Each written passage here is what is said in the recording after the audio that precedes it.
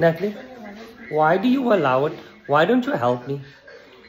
Ethan is always in my ensuite. Say means ensuite or ensuite. Anyway, the toilet in my bedroom is off limits for him. How is alle toilets in the house? Why must he always do his morning ablutions? Why are you selfish? Natalie, as my use. no, as my slaapkamer. Jy kan jou besigheid gaan doen en daarna by jou kwyt. Yes, you too. I don't want you in my toilet. The two of you.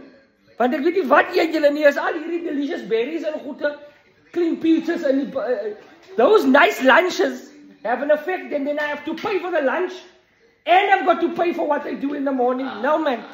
Why do children do that? Why must they always be in my ensuite?